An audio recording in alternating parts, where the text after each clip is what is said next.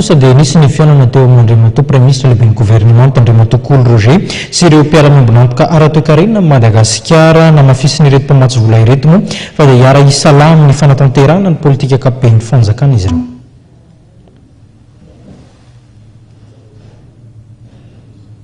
Raha toa ka tsy mbola vonona ny sary mahakasika izay lafim-baovao nanasongadina ny fiaonana teo amin'ny Premier Ministre lehiben'ny gouvernement sy ny tompona andraikitra samihafa eo amin'ny mpamatsy volan'ny Madagasikara izay dia natao indrindra mba hampitoviana ny tadin-dokanga eo amin'ny rotonta indrindra ny gouvernement ny mpamatsy vola ity fiaonana ity raha ny fanazavana nentin'ny minisym-panjakana misahana ny fotodrafitrasa ny fampitaovana ary ny fanajarena ny tany-fiandao ary tsika ny fanazavana. Samba ny taorian'ny fijoroan'ny gouvernemanta vaovao no nisy ny fiaonana teo amin'ny Premier Ministre sy ireo mpamatsy vola. Nanatrika ny fiaonana izay nitanterahana androany teto amin'ny lapany mahazo arivo avokoa raha ny fanamariana netin'ny Premier Ministre lehiben'ny gouvernemanta ireo mpikambana ao amin'ny groupe international de soutien Paris-ny Ramatoa Fatma Samoura.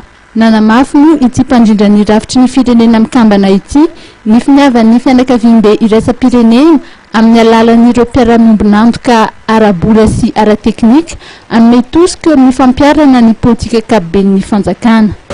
Et l'idée c'était de réaffirmer la volonté et la détermination de la communauté internationale à travers les partenaires bilatéraux et multilatéraux accompagnés Madagascar dans la mise en exécution de la politique générale de l'État. Mahatratra roapolo sy dimanjato tapitrisa $, ny fanampiana tafiditra ao anatin'ny cadre d'assistance vaovao ny rafitry ny firenena mikambana.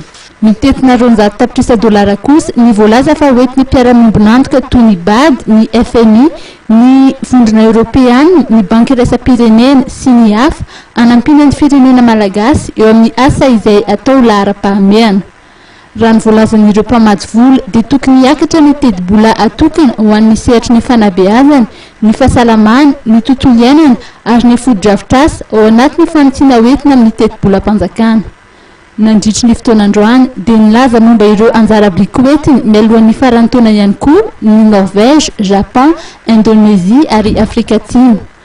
Nanamafy moa Ramatoa Fatma Samoura fa tokony sokatra amin'ny sehatra tsy miankina sy ny fiarahamonim-pirenena ihany koa ireo fiaonana samihafa atao ho fampiarana ny politika ankapobeny fanjakana.